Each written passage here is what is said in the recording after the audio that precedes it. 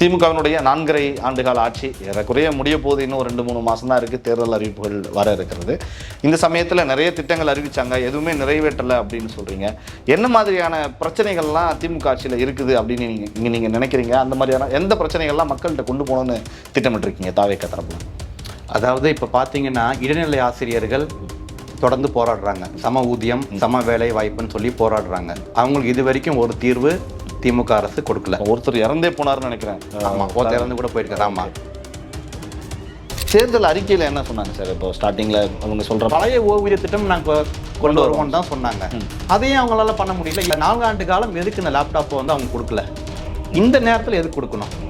அதுவும் யார் கொடுத்துருக்காங்கன்னு பார்த்தீங்கன்னா, யூஸ்வலாக லேப்டாப் வந்து யாருக்கு பயனுள்ளதாக இருக்குன்னா, இந்த +1 +2 முடிச்சுட்டு காலேஜ் போகிற மாணவ மாணவிகளுக்கு பயனுள்ளதாக இருக்கும். ஓகே.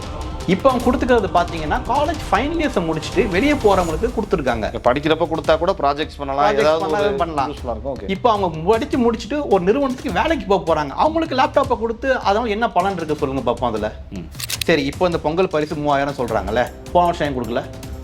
போன வருஷம் இருந்ததுக்கும் இந்த வருஷம் இருந்ததுக்கும் நிதி நிலைமை மாறிடுச்சா? அதே 4 லட்சம் கோடி தான், அதே கோடி தான் கடன் இருக்கு. ஒரு பக்கம் காங்கிரஸ் வந்து தாவேகா பக்கம் வரும், திமுகவில் இருந்து வெளியே வந்து டிவிகேவோட இணையம்னு ஒரு பக்கம் பேசுகிறாங்க.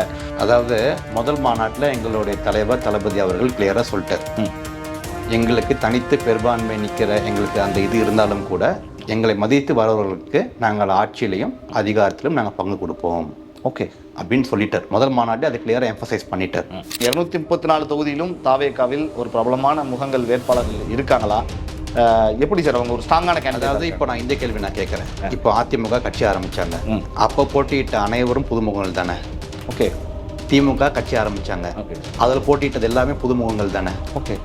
எல்லாரும் பிரபல ஒரு பேக்ரவுண்ட்லேருந்து வந்து அதில் நின்று ஜெயிச்சு சட்டமன்ற உறுப்பினரானாங்க. ஓகே. எல்லாம் புதுமுகங்கள் தானே?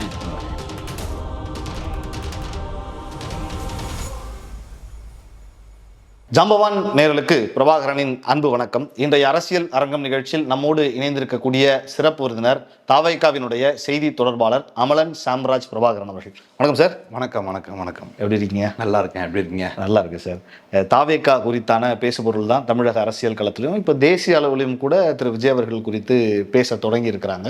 தமிழ்நாடு பாலிடிக்ஸ்க்கு, ஏன்னா சட்டமன்ற தேர்தல் நெருங்குது. இந்த சமயத்தில் ஒரு பக்கம் அதிமுக சில அறிவிப்புகளை, திட்டங்களை வெளியிடுகிறது. ஒரு பக்கம் திமுகவில், அதிமுகவில் இருக்கக்கூடிய முன்னாள் மூத்த தலைவர்கள்லாம் வந்து சேர்றாங்க. உங்க பக்கம் செங்கோட்டையன் வந்த மாதிரி கடந்த 2 நாட்களுக்கு முன்னாடி வைத்தியலிங்கம் வந்து இணைஞ்சிருக்காரு. இன்னும் நிறைய பேர் வருவாங்க அப்படின்னு கூட சொல்றாங்க சார். இப்படி சூழல்ல தாவேகா 2026 தேர்தலுக்கு என்ன மாதிரியான நடவடிக்கைகளை தொடங்கி இருக்கிறீங்க தேர்தலை சந்திக்க? அதாவது மக்கள் தமிழக வெற்றி கழகம் மீதும் தலைவர் மீதும் ஒரு அன்பும் பாசம் வைத்திருக்கிறார்கள். ஸோ மக்கள் பயணம் விரைவில் தொடங்க போகிறது. அதுக்குண்டான திட்டங்கள்லாம் வகுத்துக்கிட்டு இருக்கிறார்கள். அதிமுக ஒரு அறிவிப்பை கொடுத்துருக்குறாங்க, தேர்தல் அறிக்கையில் தான் அந்த அறிவிப்பை கொடுத்துருக்காங்க, நம்ம பார்த்தோம். ஆல்ரெடி தமிழ்நாட்டு மக்கள் பார்த்திங்கன்னா 2021 திராவிட முன்னேற்ற கழக அரசு கொடுத்த வாக்குறுதிகளை நம்பி அவங்களுக்கு ஓட்டு போட்டு நாற்காலியில் உட்கார வச்சாங்க. ஆனால் அவங்க சொன்ன எந்த வாக்குறுதிலையும் பாதி கூட திமுக அரசு அதை நிறைவேற்றலை. அதே போல தான் இப்போ அதிமுகவும் ஒரு 5 அறிவிப்புகளை சொல்லியிருக்கிறாங்க. ஆண்களுக்கும் இலவச பேருந்து தரேன்னு சொல்லியிருக்கிறாங்க, மகளிர் உதவி தொகை சொல்லியிருக்காங்க. அதாவது திராவிட முன்னேற்ற கழகத்தால் மக்கள் ஆல்ரெடி ஒரு முறை ஏமாற்றப்பட்டு விட்டார்கள். மீண்டும் அவர்கள் அதிமுகவிடம் ஏமாற தயாராக இல்லை. ஓகே. மக்கள் 2 திராவிட கட்சிகளையும் இந்த தேர்தலில் புறக்கணிக்க முடிவு செய்து விட்டார்கள். அவர்களுடைய ஒரே நம்பிக்கை எங்களுடைய தலைவர் அண்ணன் தளபதி விஜய் அவர்கள் தான். ஓகே. அப்படி நம்பிக்கையாக இருக்கிறது. களத்தில் நிறைய பேர் விஜய் அவர்களுக்கு ஓட்டு போடணும் அப்படின்னு சொல்கிறத ஒரு நெறியாளராக நம்மளால் பார்க்க முடியுது. நம்ம அப்படி கடந்துட்டு போயிட முடியாது தேர்தல் அரசியலில். ஆனால் அரசியல் நடவடிக்கைகள் என்னன்னு கேட்குறேன் சார். கரூர் சம்பவத்துக்கு அப்புறம் 2 நிகழ்ச்சிகள் நடந்தது. ஆனால் அதுக்கப்புறம் ஒரு அரசியல் ரீதியாக தேர்தலை நோக்கி தாவேகா என்ன நடவடிக்கைகள் எடுத்திருக்கு? ஏன்னா ஒரு பக்கம் சிபிஐக்கு போகிறாப்புல. ஸோ அந்த விஷயங்கள் படம், ஜனநாயகன் படம் குறித்தான விஷயங்களில் போயிட்டு இருக்காங்களே தவிர இதில் என்ன மாதிரியான வேலைகள் செஞ்சுக்கிட்டு இருக்கீங்க தாவேகா போலன்னு கேட்குறேன் சார். சிபிஐ விஷயம், ஜனநாயகன் அது குறித்து நம்ம போகலனா கூட, பட் என்ன நடந்துகிட்டு இருக்குது அரசியல்? அது ஒரு சட்ட ரீதியாக அது வந்து ஒரு தனி இதில் போயிட்டு இருக்குது. அரசியல் ரீதியாகவும் சில ஐடியாஸ் வகுத்துக்கிட்டு இருக்கிறாங்க. ஓகே. ஸோ அது கூடிய சீக்கிரம் அவர் மக்கள் சந்திப்பு நடத்த போறாரு, மக்களை சந்திக்க போறாரு, திருப்பி எழுச்சி அவரோட பயணங்கள் தொடர போது அதுக்குண்டான திட்டங்கள்லாம் எல்லாமே ரெடி ஆயிட்டு இருக்கு. நீங்க அதை பொறுத்து வந்து நீங்க பார்ப்பீங்க. திமுகவினுடைய 4.5 ஆண்டுகால ஆட்சி ஏறக்குறைய முடிய போது, இன்னும் 2-3 மாதம் தான் இருக்குது, தேர்தல் அறிவிப்புகள் வர இருக்கிறது. இந்த சமயத்தில் நிறைய திட்டங்கள் அறிவிச்சாங்க, எதுவுமே நிறைவேற்றலை அப்படின்னு சொல்கிறீங்க. என்ன மாதிரியான பிரச்சனைகள்லாம் திமுக ஆட்சியில் இருக்குது அப்படின்னு நீங்கள் நினைக்கிறீங்க? அந்த மாதிரியான எந்த பிரச்சனைகள்லாம் மக்கள்கிட்ட கொண்டு போகணும்னு திட்டமிட்டிருக்கீங்க தாவேக்கா தரப்புல? அதாவது இப்போ பார்த்தீங்கன்னா இடைநிலை ஆசிரியர்கள் தொடர்ந்து போராடுறாங்க. சம ஊதியம், சம வேலை வாய்ப்புன்னு சொல்லி போராடுறாங்க. அவங்களுக்கு இது வரைக்கும் ஒரு தீர்வு திமுக அரசு கொடுக்கல. ஒருத்தர் இறந்தே போனார்னு நினைக்கிறேன். ஆமா, ஒருத்தர் இறந்து கூட போயிருக்காரு. ஆமா, அவங்களுக்கு அந்த தீர்வு இன்னும் கிடைக்கல. ஆனா அவங்கள காவல்துறையை வைத்து ஒரு கல்வி கற்றுக் கொடுக்குற ஒரு வாத்தியார்களுக்கு ஒரு காவல்துறையை வைத்து அடக்குமுறையை கையாளுகிற இந்த திராவிட முன்னேற்ற கழக அரசு மக்களுக்கு தொடர்ந்து விரோதமான செயல்கள் செய்து கொண்டிருக்கிறார்கள். இப்போ தூய்மை பணியாளர்கள் போராட்டம் பண்ணுறாங்க, ப்ரைவேட்டைசேஷன் ஆகக்கூடாதுன்னு போராட்டம் பண்ணுறாங்க. அவங்களுக்கு ஒரு நிரந்தரமான ஒரு தீர்வு கிடைக்கல. இப்போ பழைய ஓய்வூதிய திட்டத்தை இம்ப்ளிமெண்ட் பண்ண சொல்லி ஜாக்டோஜியோ அமைப்பு கேட்டாங்க. ஆனால் இவர் கொண்டு வந்தது தமிழ்நாடு அஷோர்ட் பென்ஷன் ஸ்கீம், டாப்ஸ்னு ஒன்று புதுசாக கொண்டு வந்திருக்கிறார். இது பார்த்தீங்கன்னா இது 10% கவர்மெண்ட் எம்ப்ளாயிஸ் அவங்க சேலரியிலேருந்து பென்ஷன் ஃபண்டு கொடுத்துடணும். அவங்க பணத்துல இருந்து, அவங்களோட சேலரியில இருந்தே தான் அதை கொடுக்குறாங்க. அதை கொடுத்துட்றாங்க. அரசாங்கமும் ஒரு 10% ஒரு 12% பணம் அதில் போடும். அவங்களோட இதில் ரிட்டையர்மெண்ட் டைமில் பார்த்தீங்கன்னா லாஸ்ட் ட்ரான் சேலரியிலேருந்து ஒரு 50% அவங்களுக்கு பென்ஷனை கொடுப்பாங்க. இது எந்த வகையில் அவங்களுக்கு இது பயனுள்ளதாக இருக்கும்னு நீங்கள் நினைக்கிறீங்க? சொல்லுங்க பாப்போம். ஓகே, எப்படியோ ஒரு பென்ஷன் வருதுல்ல சார், 10 பாதிக்கு பாதி போடுறாங்க சார். ஆனால் இப்போ அவங்க மாதம் அவங்க சம்பளத்தில் ஒரு 10% அவங்க அந்த பென்ஷன் ஃபண்டு கொடுக்குறாங்க இல்லையா? அதை வச்சு தானே சார் அவங்களோட வாழ்வாதாரத்தை சில பேர் நடத்துறாங்க. ஸோ அதுலேருந்து ஒரு தொகை அவங்களுக்கு கம்மியாகுது. இது அவங்க பணத்தை எடுத்து அவங்க பணத்தை திருப்பி வந்து அதை கொடுக்கறது வந்து இது தேவை. தேர்தல் அறிக்கையில் என்ன சொன்னாங்க சார்? இப்போ ஸ்டார்டிங்ல அவங்க சொல்ற பழைய ஓய்வூதிய திட்டம் நாங்கள் கொண்டு வருவோம்னு தான் சொன்னாங்க. அதையும் அவங்களால பண்ண முடியல. அதையும் பண்ண முடியல அவங்களுக்கு. அதை பண்ணிட்டு போயிருக்கலாமே. அதை விட்டுட்டு இப்போ இந்த புதுதான ஒரு பென்ஷன் ஸ்கீம் இப்போ யார் கேட்டது? இப்போ அதாவது இதெல்லாம் ஏன் பண்றாங்கன்னா, எலெக்ஷன் நேரம் கிட்ட நெருங்கிருச்சு, மக்கள் அதிருப்தியில இருக்கிறாங்க, மக்கள் முடிவு பண்ணிட்டாங்க திமுக அரசை கொண்டு வரக்கூடாதுன்னு முடிவு பண்ணிட்டாங்க. ஸோ அதனால இந்த ஜாக்டோஜியோ கவர்மெண்ட் அவங்களோட ஓட்டும் போயிருச்சுன்னா திமுக அடிபாதாளத்துக்கு தள்ளப்படும். அதை பயந்துட்டு ஏதோ ஒரு ஸ்கீமை கொண்டு வரணுமேன்னு சொல்லிட்டு அவசரத்தில் எடுத்த முடிவு தான் இந்த தமிழ்நாடு அஷோர்ட் பென்ஷன் ஸ்கீம். இது மக்கள் கிட்ட, இது அவங்க கிட்ட இது வந்து ஒரு பொதுவும் அது எடுப்படாது. இந்த ஜாக்டோஜியோ அமைப்புக்குள்ளேயே ஒரு சில அமைப்புகள் இதுக்கு வந்து எதிர்ப்பு தெரிவித்து போராட்டம் பண்ண போறாங்க. ஓகே, அவங்களுக்குள்ளேயே சில கருத்து வேறுபாடுகள் இருக்கு. ஸோ ஒரு 100% பேர் இதில் இருந்தாங்கன்னா அதுல இருந்து ஒரு 60% பேர் இதை வந்து டாப்ஸ் வந்து எதிர்க்கிறாங்க, 40 பேர் ஆதரிக்கிறாங்க. ஸோ இது வந்து அவங்களுக்கு முழுமையான ஒரு பயனுள்ளதாகவே இது இருக்காது. ஓகே, நீங்கள் சொல்கிறப்ப அதே மாதிரி தேர்தலை கணக்கில் எடுத்து தான் இந்த மாதிரியான அறிவிப்புகள் ஆசிரியர்களுக்காக வச்சுருக்காங்கன்ற மாதிரி இப்போ லேப்டாப் கொடுத்தாங்க.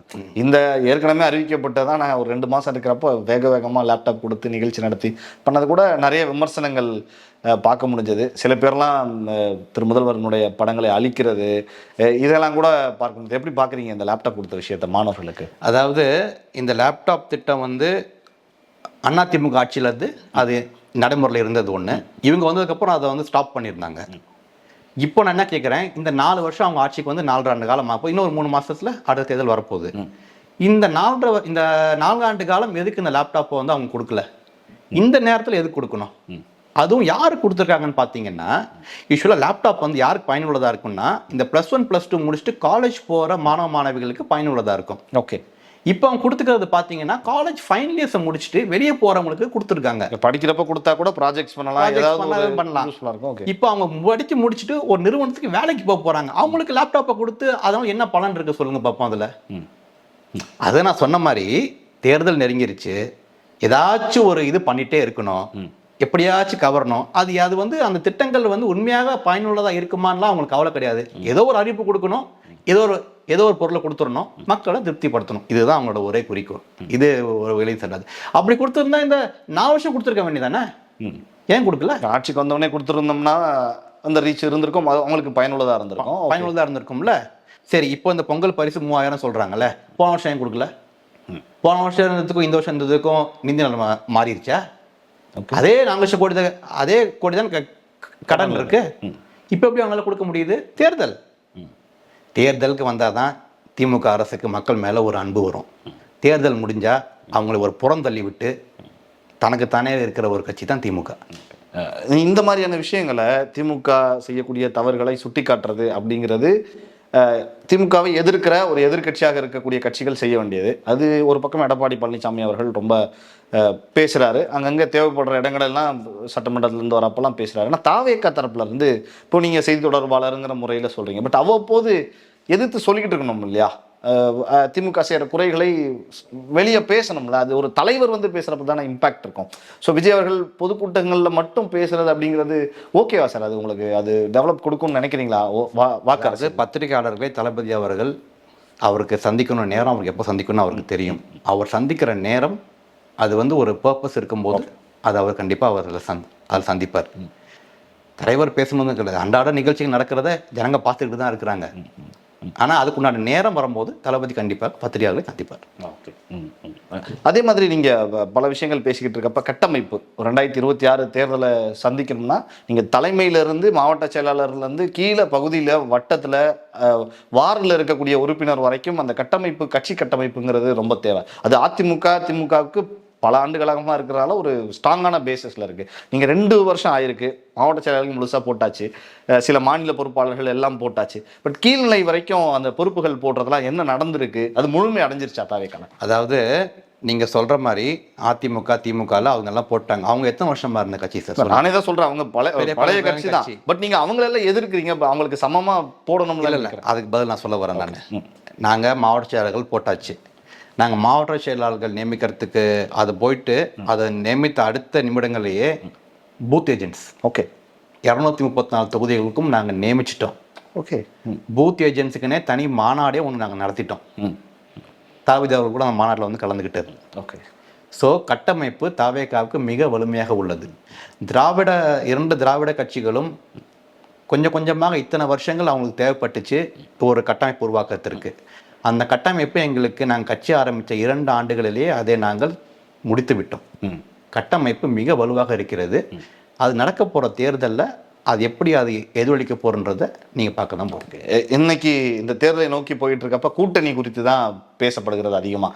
ஒரு பக்கம் காங்கிரஸ் வந்து தாவேக்கா பக்கம் வரும், திமுகவில் இருந்து வெளியே வந்து டிவிகேவோட இணையம்னு ஒரு பக்கம் பேசுகிறாங்க. ஒரு பக்கம் இல்லை, சிபிஐ கேஸ் இருக்குது, ஜனநாயகன் படம் குறித்தான பிரச்சனையெல்லாம் வச்சு என்டிஏ கூட்டணிக்குள்ள தாவேக்காவை கொண்டு வர முயற்சி நடக்குதுன்னு பொதுவெளியில் ஊடகங்களில் பேச முடியறத கருத்துக்களை நம்மளால சில இடங்களில் பார்க்க முடிகிறது சார். அதுக்கு பின்னாடி எந்த அளவுக்கு உண்மை இருக்குன்னு நினைக்கிறீங்க?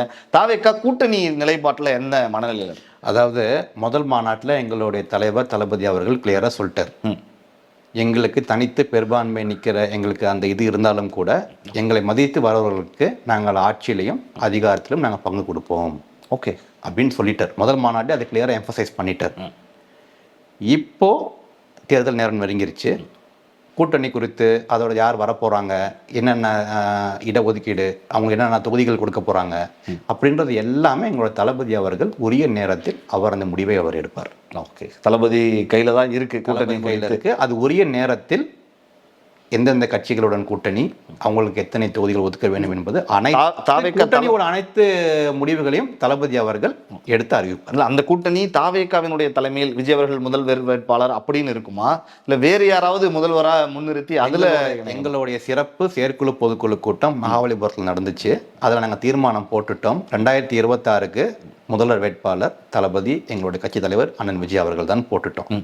எங்கள் தலைமையை ஏற்று வர கட்சி தளபதி அவர்கள் முதல்வராக ஏற்றுக்கிட்டு வரக்கூடிய கட்சியுடன் தான் கூட்டணி. அதுவும் முடிவையும் எந்த கட்சியை சேர்க்கணும், அவங்களுக்கு என்ன கொடுக்கணுன்றத தளபதி அவர்கள் முடிவெடுப்பார். சமீப காலமாக ஒரு 2-3 நாட்களாக பார்க்குறப்ப சில பதிவுகளை ஊடகங்களில் பார்க்க முடிகிறது. தாவேக்காவினுடைய திரு விஜய் அவர்கள் வந்து நம்ம பக்கத்துல இருந்து பார்க்கல, பட் அந்த ஸ்டேட்மெண்ட்ஸை பார்க்குறப்ப இந்த தேர்தலை புறக்கணிக்கலாமா அப்படின்னு கூட பேசினாரு அப்படின்னு சொல்கிறாங்க. அதில் எந்த அளவுக்கு உண்மைத்தன்மை இருக்குது? அதாவது இது வந்து தளபதி அவர்களை நேரடியாக அரசியல் களத்தில் சந்திக்க முடியாத, எதிர்க்க முடியாத சில விஷமிகள் வேணுமென்று அவருடைய பேருக்கு மக்கள் மத்தியில் ஒரு பொய்யான தகவல்களை பரப்பி அவருடைய புகழுக்கு களங்கம் விளைவிக்கிற செயல்தான் இந்த செயல். இது தொடர்ந்து டிஎம்கேவாக இருக்கட்டும், டிஎம்கேவை ஆதரிக்கிற கட்சிகளாக இருக்கட்டும், அவர்களுக்கு ஊதுகோலாக இருக்கிற சில மீடியாக்களாக இருக்கட்டும், அவங்க மூலியமாக இது மாதிரி ஒரு பொய்யான ஒரு விஷயத்தை மக்களிடம் பரப்ப விட்டு தாவேக்காவினோட தன்மையை அவரோட அந்த வெயிட்டேஜை குறைக்கிறதுக்கு அவங்க முயற்சி செய்கிறார்கள். இது மக்கள் மத்தியில் இது ஒருபோதும் எடுபடாது. 2026 தமிழக வெற்றி கழகம் தளபதி அண்ணன் விஜய் அவர்கள் முதல்வர் நாற்காலியில் அமர்வார். ஒரு பக்கம் சிபிஐனுடைய விசாரணைக்கு போகிறப்ப முதல் நாள் விசாரணையில் பிளாக் ஷர்ட்டு பிளாக் பேண்ட் போட்டு போனார், அடுத்த முறை போகிறப்ப ஒயிட் ஷர்ட் போட்டு போனார் அப்படின்னு அதையும் கூட வச்சு சமாதானத்துக்கு வந்துட்டாருலாம் அது விமர்சிக்கிறாங்க. அதுதான் நான் சொல்கிறேன் இல்லையா சார், ஒரு பொய்யான ஒரு டீப் அண்ட் ஃபேக் நரேட்டிவ்ஸை மக்கள் மத்தியில் கொண்டு போய் சேர்க்குறாங்க. ஓகே, இது எடுபடாது. நான் சொல்கிறது புரியுதா உங்களுக்கு என்னன்னு? தொடர்ந்து திமுக சார்ந்த ஊடகங்களும் சோஷியல் மீடியாஸும் பார்த்தீங்கன்னா இதே தான் பொழப்பாக பண்ணிட்டு இருக்கிறாங்க. ஓகே, அவங்களுக்கு நேரடியாக தளபதி அவர்களை எதிர்த்து நிற்கிற தைரியம் அவங்களுக்கு கிடையாது. ஓகே, ஸோ அதனால என்ன வகையில் அவர் வந்து இது மாதிரி பண்ணிட்டாரு, என்ன சட்டை போட்டாரு, என்ன பேண்ட் போட்டாரு, என்ன பண்ணாரு, சமாதானமா போயிட்டாரு, இது மாதிரி போய் அப்படின்னு ஒரு ஃபேக் நரேட்டிவ்ஸை கிரியேட் பண்ணி மக்கள் மத்தியில் கொண்டு போய் சேர்க்கணும்னு நினைக்கிறாங்க. அது எடுபடாது. நாங்கள் ஆரம்பத்திலேயே கிளியராக சொல்லிட்டோம். இப்போதான் இதுவும் இப்பயும் சொல்கிறேன், எங்களோட நிலைப்பாடு கொள்கை எதிரி பாஜக, அரசியல் எதிரி தீய சக்தியான திமுக. இதுதான். இதில் எந்தவித மாற்ற கருத்தும் கிடையாது. ரொம்ப கிளியர் கட்டாக சொல்கிறீங்க. ஒரு சில விஷயங்கள் ஏற்கனவே நிறைய பேர் உங்ககிட்ட கட்சியில் இணைஞ்ச உடனே கேட்டிருப்பாங்க, இருந்தாலும் நான் அதை கேட்கணும்னு நினைக்கிறேன். நீங்கள் ஒரு திராவிட இயக்கங்கள் இந்த கட்சியை சார்ந்த பின்புலம் இருந்தாலும் நீங்கள் இன்னொரு திராவிட கட்சியை சூஸ் பண்ணியிருக்கலாம், இல்லை அதே திராவிட கட்சியை சூஸ் பண்ணியிருக்கலாம், தேசிய கட்சியை சூஸ் பண்ணியிருக்கலாம். ஆனால் ஏன் தாவேக்காவை நோக்கி நகர்ந்து வந்தீங்க? அப்பா முன்னாள் சட்டமன்ற உறுப்பினர் அப்படிங்கிறப்ப இந்த எண்ணம் உங்களுக்கு ஏன் வந்தது? ஏன் இந்த எந்த இன்ஸ்பிரேஷனில் நீங்கள் உள்ள வந்தீங்க? தமிழக வெற்றி கழகத்தினோட கொள்கைகள் ஈர்க்கப்பட்டேன். பிறப்போக்கும் எல்லா உயிருக்கும் என்ற கோட்பாடை வச்சு எல்லோருக்கும் எல்லாம் என்ற குறிக்கோளுடன் பயணித்து மதசார்பற்ற சமூக நீதி கொள்கைகள் உடன் பயணிக்கிற தாவேக்கால அவர் கொள்கைகள் ஈர்க்கப்பட்டு தான் நான் தளபதி அவர்களிடம் பயணிக்கணும். தமிழ்நாட்டு மக்களுக்கு அதுதான் சரியான கட்சி, இதுதான் அவருடன் பயணித்தாதான் தமிழ்நாடு முன்னேறும் என்ற ஒரு நோக்கத்துடன் நான் அவருடைய கொள்கைகளால், கழகத்தின் கொள்கைகளால் ஈர்க்கப்பட்டு நான் தாவேக்காவில் இணைந்தேன். ஓகே, நிறைய கட்சி தலைவர்கள் தொடக்கத்தில் கேட்டேன், நிறைய கட்சி வேறு கட்சியிலிருந்து தான் வந்து திமுகவுக்கு போகிறாங்க, சில உங்கள் கட்சிக்கு செங்கோட்டையன் வந்தார், நிறைய அதிரடிகள் காத்திருக்கு அப்படின்னு சொன்னாங்க. தேர்தல் நெருங்கிறதுக்குள்ள இந்த மாதிரி வேறு சில தலைவர்களும் தாவேக்காக்குள்ளே இணையக்கூடிய வாய்ப்புகள் இருக்கா சார்? இருக்குது. அதை நீங்கள் பொறுத்திருந்து நீங்கள் பாருங்கள். 23ஆம் தேதிக்கு அப்புறம் சில காட்சிகள் மாறும்னு எங்களோட தலைமை ஒருங்கிணைப்பாளர் அண்ணன் செங்கோட்டையன் அவர்கள் சொல்லியிருக்கிறாரு. பொறுத்திருந்து நீங்கள் பாருங்கள், காட்சிகள் மாறும். அடுத்த பொதுக்கூட்டம், அடுத்த மாநாடு, இந்த மாதிரியான நடவடிக்கைகள்லாம் என்ன இருக்குது, என்ன திட்டம் இருக்குது தாவேக்கா? அதாவது நான் வெளிப்படையாக என்னன்னு நான் சொல்ல முடியாது. ஆனால் திட்ட பயணங்கள், மக்கள் சந்திப்பு நிகழ்ச்சிகள் இருக்கு, விரைவாக நடக்க போகுது. அதுக்குண்டான பயண திட்டங்கள் நாங்கள் வழிவகுத்துட்டு இருக்கிறோம். அது விரைவில் நடக்கும். ஒரு பக்கம் இன்னொரு விமர்சனங்களும் வைக்க சார், ஏன்னா நான் இந்த சைட்ல இருந்து எல்லாத்தையும் உங்கள் சைட்ல இருந்து கிளாரிஃபிகேஷனாக தெரிஞ்சுக்கணுங்கிறதுக்காக கேட்குறேன். வேட்பாளர்கள் ரொம்ப ஒரு தெரிஞ்ச ஃபேஸாக, முகங்களாக சட்டமன்றங்களில் இருக்கணும், அது ரொம்ப அவசியம், அந்த மாதிரி தாவேக்கால இல்லை அப்படின்னு ஒரு கருத்தையும் வைக்கிறாங்க சார். ஸோ அதை எப்படி பார்க்குறீங்க? 234 தொகுதியிலும் தாவேக்காவில் ஒரு பிரபலமான முகங்கள் வேட்பாளர்கள் இருக்காங்களா? எப்படி சார் அவங்க ஒரு ஸ்ட்ராங்கான கேண்டிடேட்? அதாவது இப்போ நான் இந்த கேள்வி நான் கேட்குறேன். இப்போ அதிமுக கட்சி ஆரம்பிச்சாங்க, அப்போ போட்டியிட்ட அனைவரும் புதுமுகங்கள் தானே? ஓகே. திமுக கட்சி ஆரம்பிச்சாங்க, அதில் போட்டியிட்டது எல்லாமே புதுமுகங்கள் தானே? ஓகே. எல்லாரும் பிரபல ஒரு பேக்ரவுண்ட்லேருந்து வந்து அதில் நின்று ஜெயிச்சு சட்டமன்ற உறுப்பினரானாங்க. ஓகே. எல்லாம் புதுமுகங்கள் தானே? அதுக்கப்புறம் அவங்க நின்று ஜெயிச்சு மக்கள் பணி ஆற்றி தானே தொடர்ந்து 4 முறை 5 முறை சட்டமன்ற உறுப்பினராகி அவங்க ஒரு முக்கியஸ்தர்களாக மாறுறாங்க. ஆனால் அவங்களுக்கு ஒரு அரசியல் அனுபவம் இருந்ததில்ல சார், புதுமுகங்களாக இருந்தாலும். அதாவது எங்களுடைய தமிழக வெற்றி கழகத்தில் உள்ள நிர்வாகிகள் அனைவருமே விஜய் மக்கள் இயக்கமாக இருக்க போது சரி, மக்கள் பணிகளை தொடர்ந்து அவங்க செஞ்சுக்கிட்டே வந்தாங்க, மக்களுடன் பயணிச்சுக்கிட்டே வந்தாங்க. ஸோ அவங்களுக்கு மக்களை பற்றிய அந்த பல்ஸ் அவங்களுக்கு வந்து ரொம்ப கிளியராக தெரியும். 234 தொகுதியிலையும் எங்களுக்கு வேட்பாளர்களுக்கு எங்களுக்கு இருக்காங்க. புதுமுகங்களாக இருந்தாலும் சரி, சீனியர்ஸாக இருந்தாலும் சரி. அரசியல் கிளம்பி என்ன சார், எல்லாமே கற்றுக்கிறது தானே. மக்களுக்கு நல்லது பண்ணணுன்ற எண்ணம் இருக்குது, மக்களை நல்லா பார்த்துக்கணும், நமக்கு ஓட்டு போட ஜனங்களுக்கு நல்லது பண்ணணுன்ற ஒரு நல்ல எண்ணம் இருக்குது. இதோட பெரிய தகுதி ஒரு என்ன வேணும் அரசியலில் நிற்கிறதுக்கு, மக்கள்கிட்ட ஓட்டு கேட்கறதுக்கு? ஓகே. திமுக கடுமையாக யாரை எதிர்க்குதுன்னா அதிமுகவை எதிர்க்குது, பாஜகவை எதிர்க்குது, வெளிப்படையாக தெரியுது. தாவேக்கா கடுமையாக பாஜகவையும் திமுகவையும் எதிர்க்குது. ஆனால் சம்பந்தமே இல்லாமல் தாவேக்காவை நாம் தமிழர் தொடர்ந்து எதிர்க்கிறது அப்படிங்கிறத ஒரு தாவேக்காவுடைய செய்தி தொடர்பாளரை எப்படி பார்க்குறீங்க? கடுமையான விமர்சனங்கள் அவங்க திமுக மேலே கூட வைக்கல, அவங்க தாவேக்கா மேலே தான் வைக்கிறாங்க, திரு விஜய் அவர்கள் மேலே தான் வைக்கிறாங்க. என்ன காரணம் அது? அதாவது அண்ணன் சீமான் அவர்கள் பார்த்தீங்கன்னா தமிழக வெற்றி கழகம் தொடர்வதற்கு முன்னால் சொல்கிறேன், 2 திராவிட கட்சிகள் தான் தமிழ்நாட்டில் இருந்துச்சு. 3வது அந்த 2 திராவிட கட்சிகளுக்கும் பிடிக்காத நபர்கள் சீமான் அவர்களுக்கு ஓட்டு போட்டார்கள். ஆனால் தளபதியின் வருகைக்கு பின் இளைஞர்களும் சரி, தாய்மார்கள், பெண்கள், நடுத்தர மக்கள் எல்லாருமே வந்து தளபதி மேலே ஒரு அளவுக்கடிந்த ஒரு பாசமும் அன்பும் வச்சுருக்காங்க. ஸோ அவருக்கு ஓட் பேங்க் நாளுக்கு நாள் மக்கள் செல்வாக்கு தளபதி அவர்கள் மேலே மக்களுக்கு அதிகமாகி கொண்டு தான் நம்ம போயிட்டுருக்கிறது நம்ம வந்து கண்குளியில் நான் பார்க்குறேன். நான் ஒரு இன்ஸ்டன்ஸ் சொல்கிறேன். நான் ஒரு ஃபங்க்ஷனை முடிச்சுட்டு காரில் போயிட்டுருக்கிறேன். ஓகே, சிக்னலில் வெயிட் பண்ணுறேன். அப்போது ஒருத்தர் எங்கிட்ட வந்தார். வந்து ஜன்னலில் நாக் பண்ணி என்னங்க ஏன்னு கேட்டேன். ஒரு வயதானவர் தான் வந்து கேட்டார். என்னங்க ஏன்னு கேட்டேன். இது மாதிரி நீங்கள் தளபதி கிட்ட போய் சொல்லுங்கள், தளபதி தான் முதல்வராக வரணும், எங்கள் குடும்பத்தில் 12 ஓட்டு இருக்குது, அந்த ஓட்டு எல்லாமே நாங்கள் தளபதிக்கு தான் போட போகிறோம், ஓகே அப்படின்னு நீங்கள் போய் தளபதி கிட்ட சொல்லுங்கள், அவருக்கு நாங்கள் இருக்கோன்னு போய் சொல்லுங்கன்னு என்கிட்ட அவர் சொன்னார். ஓகே, கட்சி கொடியை பார்த்துட்டு கார்கிட்ட வந்து ஜன்னலை தட்டி இதை சொல்லிட்டு போகிறார். இதை நீங்கள் என்னன்னு சொல்லுவீங்க? அவர் யாரும் கூட எனக்கு தெரியாது, எனக்கு யாருன்னு அவருக்கு தெரியாது. ஓகே, இதுதான் மக்கள் தளபதி அவர்கள் மேலே வைத்திருக்கிற ஒரு அன்பும் பாசம். இந்த கொடி கூட அவ்வளோ போய் ரீச் ஆயிருக்குது அப்படிங்கிறதையும் பார்க்கணும் இல்லையா? அதுதான் நான் சொல்ல வரேன். ஓகே,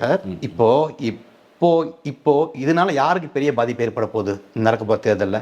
நாம் தமிழருக்கு தான். ஓகே, அவங்களோட ஓட் பேங்க் கணிசமாக 3% கீழே குறைய போகுது. அதோடைய அந்த விரக்தி என்ன செய்வதுன்றது தெரியாமல் தளபதி அவர்கள் மேலும் கட்சி மேலும் தொடர்ந்து ஒரு விமர்சனங்களை வைத்து அவர்கள் பயணித்து கொண்டிருக்கிறார்கள். இது மக்கள்கிட்ட எடுபடாது. அவங்களெல்லாம் அப்படியே போட்டுறணும். ஓகே, கடந்து போயிடணும், அவ்வளோதான். எங்களுக்கு நிறைய குறிக்கோள்கள், நிறைய வேலைகள், நிறைய கமிட்மெண்ட்ஸ் இருக்குது சார். அதை நோக்கி போனோம். ஒரு இதில் நடக்கும்போது காலில் வருது. இப்போ நம்ம நடந்து வேகமாக போயிட்டுருக்குறோம், எறும்பு கடிக்குது. அந்த எறும்பு என்ன பண்ணுறோம்? தட்டி விட்டு போயிட்டே இருக்குமா இல்லையா? அது மாதிரி சீமான் தட்டி விட்டு போயிட்டு தாவேக்காவுக்கு சீமான் ஒரு எறும்பு அப்படிங்கிற எறும்பு தான், தட்டி விட்டு போயிட்டே இருக்க வேண்டியதான். ஓகே, முக்கியத்துவம் கொடுக்கணுன்ற அவசியம் எங்களுக்கு கிடையாது. தாவேக்காவுக்கு சீமான் எறும்பா இல்லை என்ன யானையா அப்படிங்கிறது வந்து தேர்தல் முடிவுகளில் தெரியும் அப்படின்னு நினைக்கிறேன். 26ல் உங்களுடைய நேரத்தை ஒதுக்கி நிறைய தகவலை எங்களோடு பகிர்ந்து கொண்டமைக்கு மிக்க நன்றி சார். நன்றி சார். தேங்க்யூ. நன்றி.